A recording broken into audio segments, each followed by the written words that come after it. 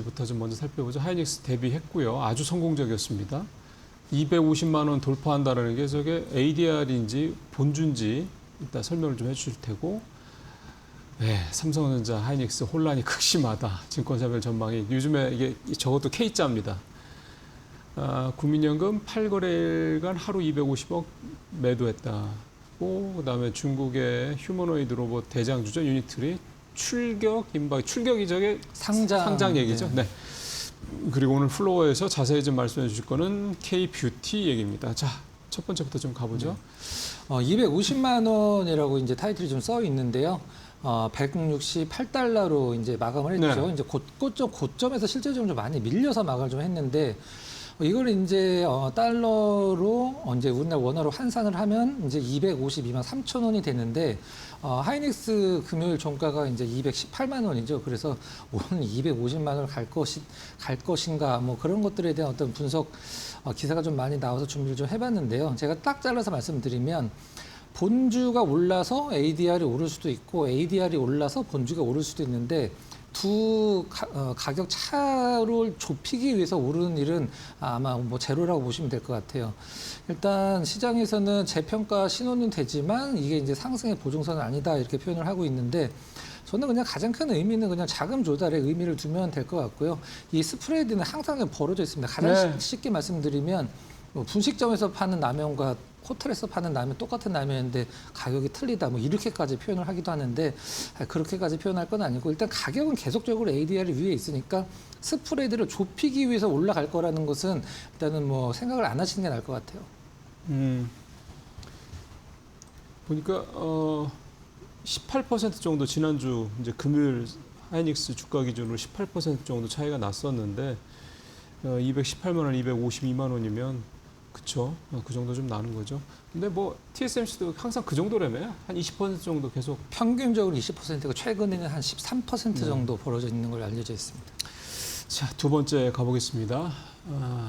삼성전자와 하이닉스에 대한 증권사들의 전망이, 그러니까 목표가도 그렇고, 네. 물론 대세는 이제 좋게 보는 쪽이 대세이긴 한데요. 요즘에 이제 약간 사실상 매도 리포트죠. 맞습니다. 나오는 종목 그 증권사들이 일부 좀 나오고 있는데 한번 보죠. 어떻게 보고 계세요? 이게 2배 이상 지금 차이가 나고 있는 상황인데요. SK 하이닉스를 먼저 말씀을 드리면, KB 쪽에서는 목표 주가를 420만 원으로 이제 불렀는데, 소위 얘기하는 BNK에서는 185만 원이라고 얘기를 했습니다. 하이닉스를. 일단은 삼성전자도 일단 KB 쪽은 60만 원을 일단 목표 주가를 제시를 했는데, DBA에서는 36만 원을 불러서 증권사마다 거의 2배 차이가 나는데, BNK는 왜 하이닉스를 굉장히 좀 낮은 가격을 좀 목표 주가를 제시를 했는지 실질적인 매도 리포트를 낸 건데요. 하이닉스 영업이익이 올해가 정점이라고 예상을 했습니다. 일단 그리고 28년도에 내후년에 영업이익이 52조가 될 것이다라고 이제 분석을 했는데, 삼성증권에서는 일단은 425조라고 얘기를 했습니다. 28년도. 그러니까 삼성에서는 28년도 하이닉스의 영업이익이 425조가 될 것이다. BNK 증권에서는 52조가 될 것이다. 이게 이제 370조가 넘는 차이거든요. 그래서 이게 이제 어떤 식으로 이제 BNK가 이걸 산정을 했는지 대충은 이제 피크아웃이 이제 올해 말 정도에 올 것이다라고 예상을 한 것 같아요.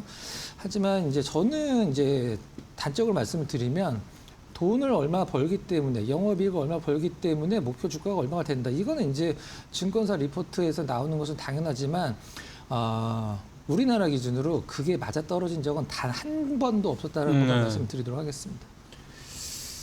그러게요. 목표가는 뭐 목표가죠. 뭐 그거를 너무 그렇게 맹신할 필요는 분명히 없다. 네, 그렇게 생각이 좀 듭니다. 자, 세 번째 국민연금 얘기 좀 해보죠. 하루에 250억씩 매도를 했다라는 건데, 저게 뭘 의미한다는 얘기입니까? 네, 기사가 좀 약간 짧아진 것 같은데, 6월 달 대비해서 국민연금 매도량이 4분의 1로 줄었다는 겁니다. 이제 그러니까 우리 매도 폭탄 얘기했었으니까. 네네네. 일단 7월 달은 8거래일 동안 이제 2,058억을 이제 국민연금에 매도를 해서 연기금에 매도를 한 거죠. 6월 달에 이제 4분의 1 수준으로 오히려 매도량이 굉장히 좀 줄었다라는 뜻인데, 사실 이게 좀 약간 반가워할 만한 부분은 좀 아니죠. 이제 코스피가 7천 초반대로 좀 내려오면서 연기금 국민연금의 국내 주식 보유 비중이 한 20% 중반까지 감소를 하면서 이제 매도에 대한 압박이 많이 줄었을 것이다. 이게 이제 어떤 분석의 내용이고 7월 들어서 이제 연기금이 가장 매도를 많이 하는 주식은 SK 스퀘어다. 이렇게 발표를 했습니다. 근데 워낙 또 많이 오르기도 하긴 했어요. 예, 그 S7이라고 하는 이제 이른바 종목들 이 사실 워낙 많이 올랐죠. 예, 그런 부분도 좀 그러니까 뭐 결국 이제 이게 뭐 펀더멘털이 훼손돼서 매도하는 게 아닐 거 아니에요. 네네. 그때 어차피 실링을 넘어섰기 때문에 그럴 테고.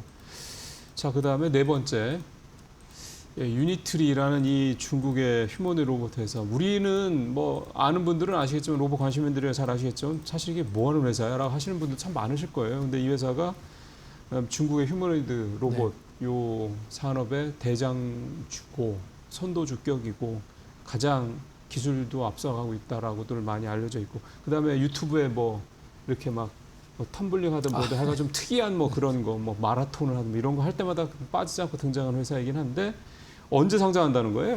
이번 달 말 정도 이제 예정이 되는데요. 중국의 1위라고 할 수도 있지만 전 세계의 1위죠. 실질적으로 그렇죠. 유니트리가 전 세계 이제 휴머노이드 시장 점유율 1위인데 이 기업이 이제 매출 총리액이 60%가 넘는 기업이라 상당히 뭐 기술력도 잘 되고 이제 판매량이나 이런 것도 이제 압도를 하고 있는 상황이긴 한데요. IPO로 한 1조 원 좀 못 미치는 9,300억 정도를 조달을 하는데 이걸 준비한 이유는 일단은 우리나라 로봇 기업들이 사실 최근에 어떤 이렇다 할 어떤 그 이슈거리가 좀 없거든요. 로봇주들은 이런 이슈들을 시장에서 계속적으로 던져주고 언론에 노출이 됐을 때 이제 로봇 관련주들이 움직이게 되는데 유니트리가 이제 가장 의미가 있는 것은 엔비디아가 이제 한마디로 쉽게 얘기해서 찜을 한 기업이 바로 유니트리거든요. 그래서 올해 하반기에 이제 엔비디아와 유니트리가 새로운 휴머노이드를 발표를 한다라고 합니다. 그래서 우리나라 관련 기업들도 뭐 유니트리 상장과 뭐 딱히 연관은 없긴 합니다만은 그래도 이런 로봇 관련된 어떤 모멘텀이 생기면 그래도 최근 좀 잠잠했던 로봇 기업들도 한번 조금 기지개를 피지 않을까라는 생각을 해서 좀 준비를 해봤습니다. 예. 이게 이 회사가 아무래도 뭐 지금 특히 이제 양산 쪽에 있어서 또 세계에서도 가장 좀 앞서가고 있는 회사이기도 하고. 그러니까 어쨌든 지금 우리 뭐 보스턴 다이내믹스나 뭐 국내 사실 휴머노이드 로봇 회사는 사실상 없으니까 미국도 그렇고 이렇게 양산에 대한 옵티머스도 그렇고 테슬라에 양산에 대한 이 부분이 사실 굉장히 중요하게도 좀 보는 건데 지금 보스턴 다이내믹스가 2018년에 3만 대 얘기하는 거죠. 네. 그 사실 네. 그거보다 얘네들이 훨씬 빠른 건 맞죠, 그죠? 엄청 이미 이제 공장에서 일을 하고 양산을 있는 하고 로봇은 이제 피규어 AI가 있으니까 이제 피규어 AI는 지금 로봇 그들이 이제 자동차 공장에서 이미 일을 많이 하고 있거든요. BMW 쪽에서 일을 한다고 네, 그랬죠. 네. 예, 어쨌든 이게 이제 늦는 것도 늦는 게 사실 뭐 물론 늦는 것보다는 빠른 게 좋죠. 빠른 게 좋긴 한데 중요한 거는 이제 소위 말해서 이 데이터를 얼마나 잘 확보를 해서 그거를 얼마나 이제 인간의 어떤 그런 걸 대체할 수 있는 그런 또 그걸 앞서갈 수 있는 그런 역할을 하느냐. 뭐 많이 우리가 늦었다라고 얘기하지는 않는 부분도 좀 있습니다. 네. 자, 오늘 준비한 이제 플로어에서 준비하신 K-뷰티 얘기 오래간만에 K-뷰티 얘기합니다. 이제 맨날 반도체 얘기만 하다가 화장품 얘기 참 오랜만에 하는 것 같습니다. 어떤 말씀인지 수출 얘기 중심인데 자세히 좀 들어보도록 하고요. 프리마켓 상황 좀 한번 볼까요? 네, 삼성전자가 계속 뭐 보합권에서 왔다 갔다 하고 있고요. 네, 하이닉스는 1.6% 정도 네, 오히려 좀 하락을 좀 하고 있고요.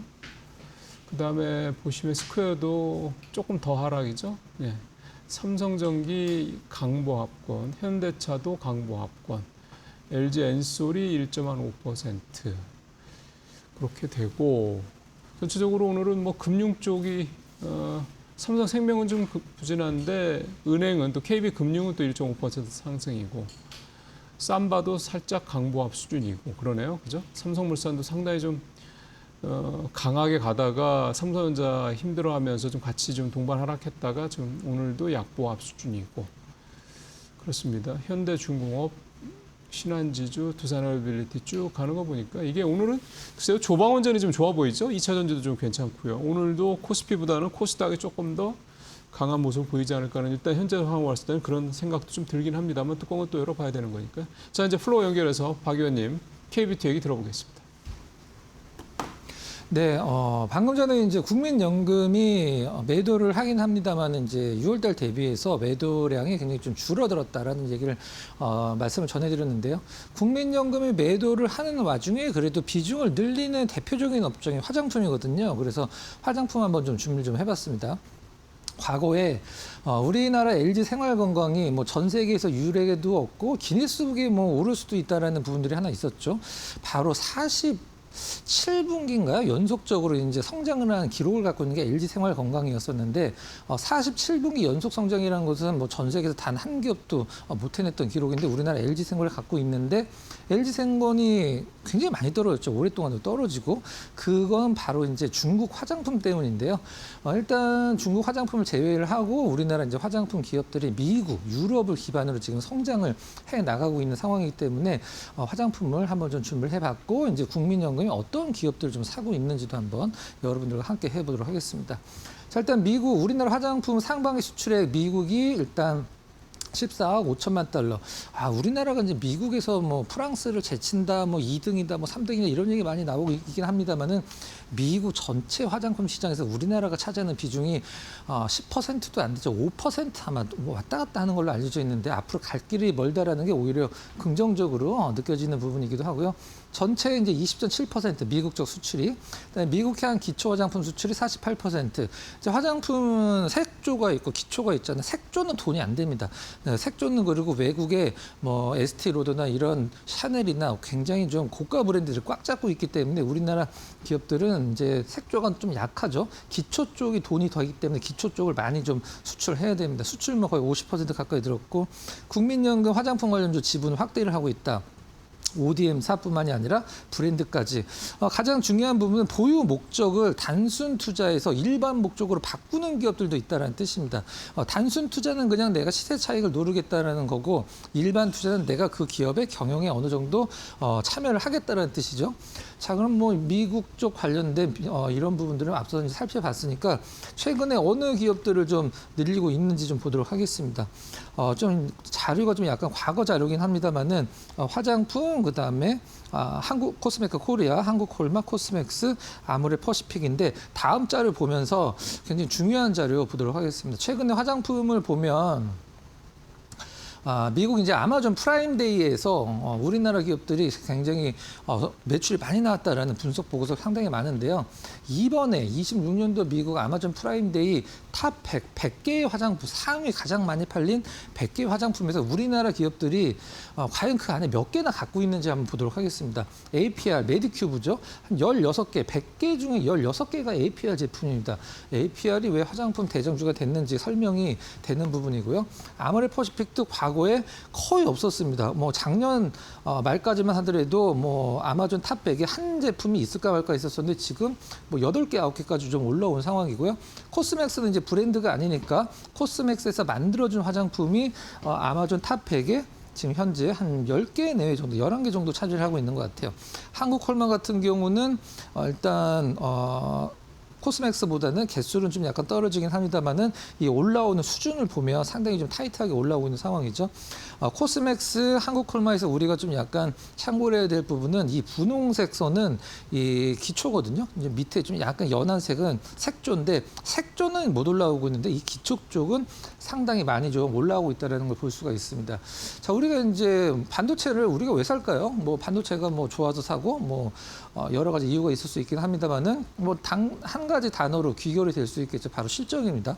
화장품도 일단 반도체 못지않은 어떤 성장성을 보여주고 있기 때문에 반도체만 100%를 하겠다라고 생각하시는 분들은 뭐 다른 쪽에 신경을 안 쓸 수밖에 없는 상황이긴 합니다만 그래도 나는 포트폴리오 차원에서 반도체는 한 50% 정도 나머지는 좀 다른 업종으로 좀 옮겨가겠다라고 생각하시는 분들은 머스트 헤브로 지금 화장품을 넣어 놓으셔야 되는 것을 바로 이러한 차트들이 보여주고 있다고 보시면 될 것 같아요. 자, 그러면은 이 중에서 어떤 종목을 사야 되는지 개인적으로 한 종목 골라봤거든요. 관심주로 한번 넘어가 보도록 하겠습니다. 아모레 퍼시픽을 좀 골라봤는데요. 아모레 퍼시픽을 고른 이유는 뭐 여러 가지가 있긴 합니다만은 여기서 좀 설명을 드리고 다음 장에서 제가 굉장히 중요한 거 설명드리도록 하겠습니다. 포트폴리오 다변화로 아마존 프라임 데이에서 매출 20% 증가를 했다. 아모레 퍼시픽은 좀 약간 시니어적인 느낌이 나는 좀 화장품 회사이긴 하죠. 그건 맞죠. 최근에 이제 MZ세대 쪽도 공략을 하고 있는 상황이긴 한데 2분기 실적은 일단 화장품은 이런 수치들이 중요하지 않거든요. 화장품은 얼마를 벌었다, 뭐 전년 대비 몇 퍼센트 이게 전혀 중요하지 않습니다. 화장품 실적에서 가장 중요한 건 시장 전망치 대비해서 많으냐 적으냐 이게 가장 중요해요. 자, 아모레 퍼시픽 2분기 실적 시장 전망치도 상회를 할 것으로 예상을 하고 있는 상황이고요. 코스RX, 이 코스RX가 인수해서 정말 엄청나게 성장하고 있는 어떤 인디 브랜드죠. 실질적으로 아모레 퍼시픽 안에서 있는 아마존, 이제 세포라 입점 여러 가지. 미국은 오프라인이 전체 화장품 판매에서 거의 85% 이상이기 때문에 온라인 판매가 중요하지 않거든요. 이런 세포라나 뭐 얼타뷰티, 뭐 이런 코스트코 이런 데가 중요하긴 한데, 그리고 아모레 퍼시픽을 왜 제가 이걸 선택을 했는지 가장 중요한 부분 차트 보면서 체크를 해보도록 하겠습니다.